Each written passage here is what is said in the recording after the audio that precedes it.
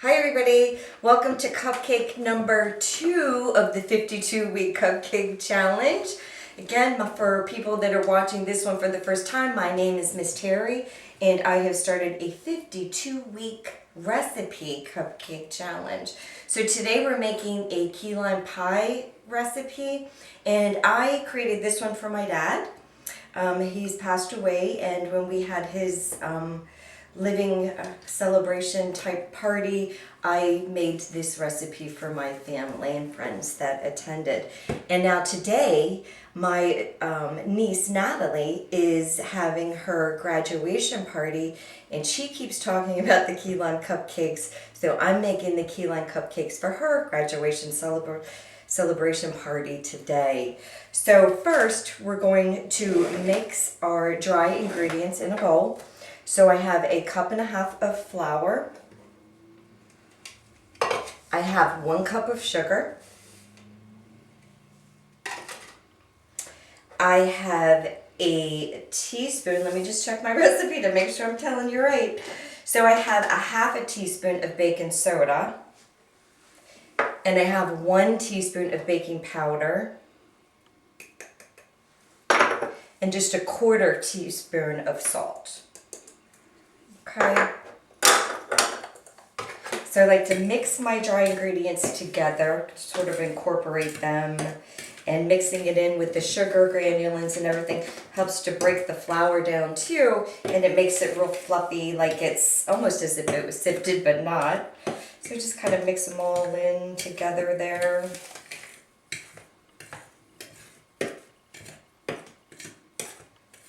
It just looks nice, light and airy and everything. Okay. Okay, that's mixed. So next I'm going to mix my wet ingredients into my KitchenAid here. So I have 2 large eggs. I have a 1/2 cup of buttermilk.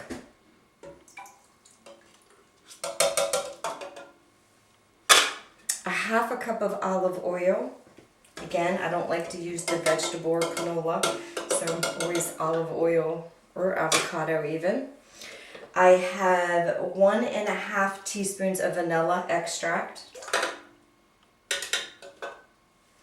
And I have 2 tablespoons of key lime juice. Let me show you. We actually went out even as early this morning looking for key limes, and we couldn't find them in our local markets.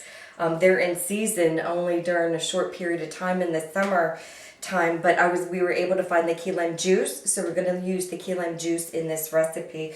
So again, in the cake itself, there is 2 tablespoons of the key lime juice, and my husband actually has some interesting tips to tell you about where the key limes originated from. So while we whip this up, the wet ingredients, I'm going to have him speak nice and loud for you so you can hear all about a key lime. Go ahead, hon. So the key limes actually started off in southeastern Asia and made their way here, kind of had quite a journey through the Middle East and Northern Africa, on up to Italy and within Spain, and actually the Spanish explorers brought them to the West Indian islands in the Caribbean, and then they made it up basically to the Keys, which is pretty much where they got their name, key limes. Even though they were around before that, they, I guess, were just considered a fruit until they made it to the Keys, and then they became key limes. And it's a pretty interesting fruit in that it looks. It's really a combination between like a lemon and a lime, but the flavor is pretty neat. It's sweet and a little bit bitter. It's not really a lemon. It's not really a lime. So you know, to try and duplicate this recipe using either a lemon or a lime is not going to do it any justice. You really need to go with key lime juice or key limes if they are in season, which basically from June to September, I think you can pretty much pick them up. But since we're just beginning June, they're not really in the stores just yet, so they haven't made it to us yet. Haven't made it to us yet, but interesting though. They're trying to, or they've been, I guess, moving the season or increasing the growing season by moving them through different places in the U.S. Mexico, actually outside the U.S., but then Texas, California are also growing them, as well as Florida. So there'll probably be more in the stores. Hopefully. Hopefully. There you go, a little bit of trivia for you. That's nice. Thanks. Alright, I'm just going to whip it up a little bit more here. I didn't want to drown them out. They were interesting facts, so I stopped a minute.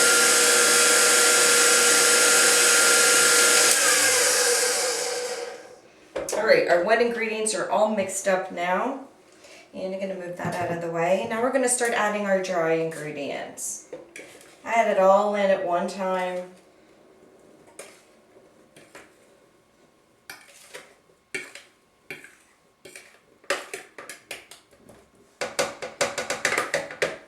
Okay. I'm just going to mix it slowly at first so it doesn't poof out at us.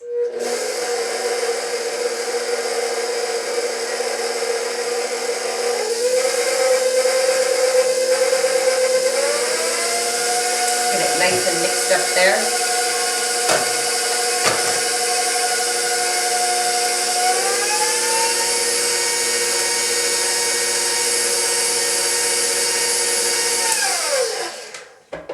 Scrape a little bit of the flour off the side. Interesting enough with the key lime is not very green. You know, it's more of a yellow. So your cake is going to be more of a yellow cake versus a green cake. The icing too is all just sort of yellow. The juice that I used was more yellow. You know, not much of a green tint to it there, but that's okay. We're going to give it a little green tint later.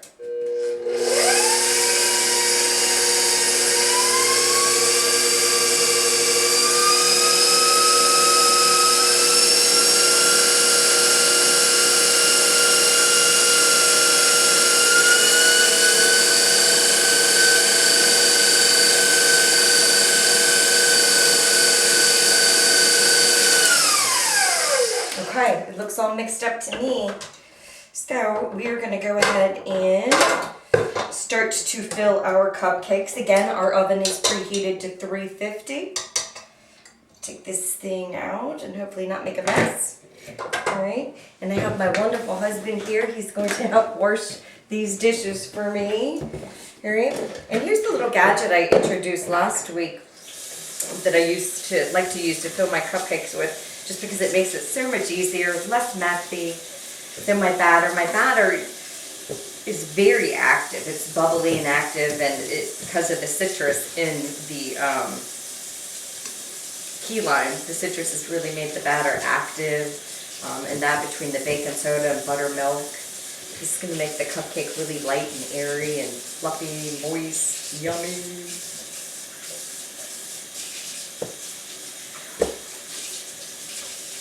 So I think I'm making like 30, 40 cupcakes today for my niece Natalie for her graduation party today. So proud of her. She's my first niece to graduate in our family.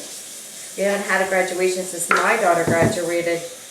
Oh, how long ago has that been? 15 years ago, maybe. So, okay, I'm going to give this to my husband to wash up for us too. And we are going to fill our cupcakes. Again, I got 2 papers. No crusty bottom. No crusty bottom. So this little gadget here, I got this gadget. Where did I get this gadget at? AC Moore's. Yep, I got it at AC Moore's. It's wonderful. So you just kind of take the handle and you squeeze the handle and out comes the batter. Again, fill the cupcake up like 2/3 full. That way you don't get that awful looking muffin top. If you get the muffin top, the sides tend to burn and get a little crusty, and cupcakes should not be crusty. They shouldn't have muffin tops. So see how fast that is to fill all our cupcakes? And we get none of the drips in the pan. So when you're making a bunch of cupcakes, this tool really works well. I love it.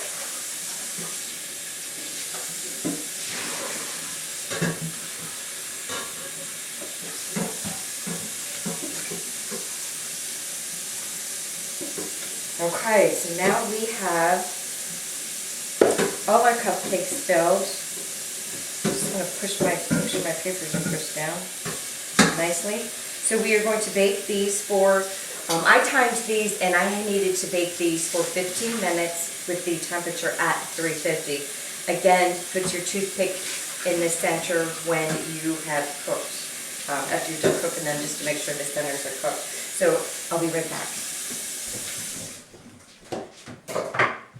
Okay, so I put those over in the oven and I already had some pre-baked. So these came out nicely. As you can see that they're perfect. There's no muffin tops. Again, I have 2 papers. So the second paper comes off easily. My cupcakes look really good. So prior to icing them, I just kind of take the other papers off. And if you're doing a lot, you can reuse these papers again for your second batch and to use as your second paper, just to give you that shield and to save cupcake papers. Okay, so I'm just going to take some of these out, and we're going to just icing a few of these and kind of get them out of the rest out of the way.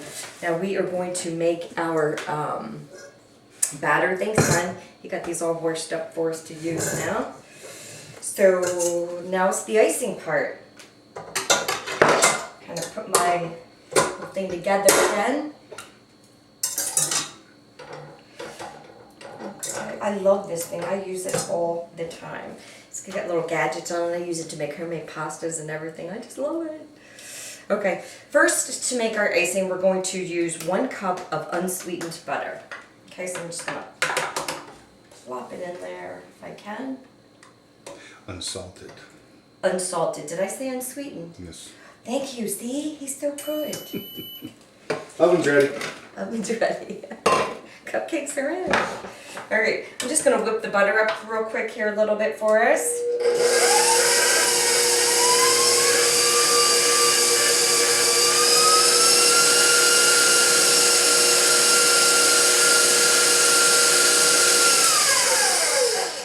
Okay. And the next thing I'm going to do is I'm going to start adding my powdered sugar. And I have 2½ cups of powdered sugar. This stuff is just so light and fluffy. I need to use my guard so it doesn't puff out at us. Alright, so I'm going to start slow. And get it going a little faster.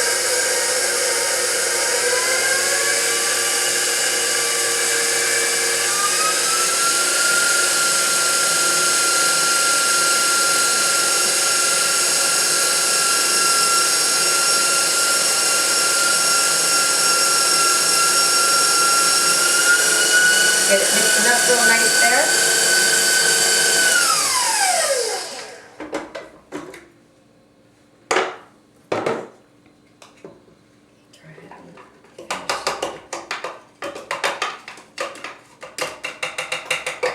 It's so light and airy. I can taste it in my mouth because the powdered sugar dust.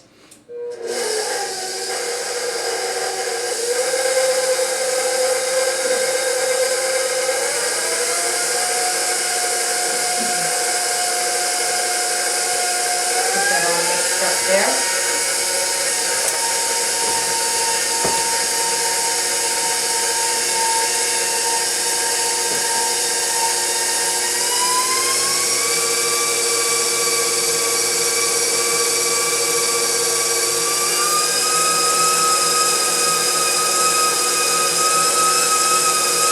Looking good. And nice. Yay. Okay, I'm happy with how that actually looks. So the next thing I'm going to do is ½ teaspoon of vanilla extract. And then I have 3 tablespoons, I know this is a lot, of the key lime juice. I just want to kind of get some of the powdered sugar away from the side of the bowl too. Get it mixed up in there real nice. Okay.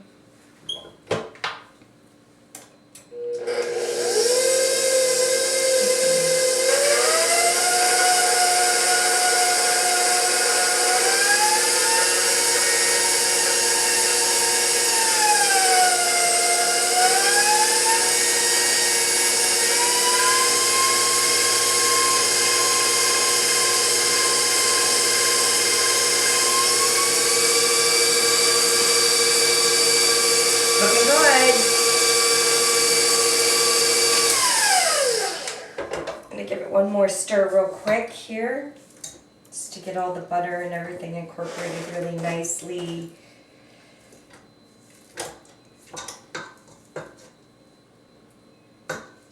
I have to add something. Okay. One of the things I'm not really crazy about is lemon flavored items. Oh, right? And orange. And orange. A lot of times they taste very imitation or just not that good. I'll say this about the key lime is I will eat key lime pies or these cupcakes. They are delicious. So if you are one of those people that doesn't like lemon or lime even for that matter, don't be afraid to try the key lime because it is different. It's a bit sweeter. It's just it's not lemon or lime. It's its own thing, and it's quite delicious. Awesome. Awesome, awesome. Great. I am happy with how my icing looks. So, can I give this to you? It's a messy. All right. Now we're going to put the icing in our piping bag here. Yum. So I have my piping bag and my tip again. I'm using the round tip. So if you can like a container or something like that, you can certainly hold a piping bag on your own. But you know, it's plastic and sometimes you're dealing with the icing and it gets all slippery and stuff. So it's nice to be able to have something to put the bag in. It just makes it easier to get your icing in there. So we are going to plop our icing in our bag here. So we can start icing cupcakes. We got 40 to do. And then off to the party we go. We're all dressed and ready to go.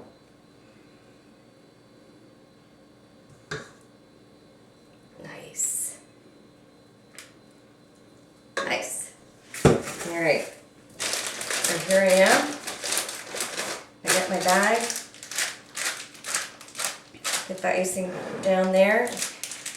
Ooh, it's already starting to come out, but that's okay. So for this cupcake, I just like to do like a kind of like a circle. Hon, can you zoom in to show how we do this? Are you able to do that for us? Sure.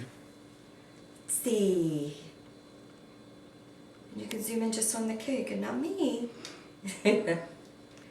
Alright, so here I just I put the tip down, almost touching the cake, and I just squeeze, and the icing oozes out all around it. And it just sort of makes it a nice little round top there.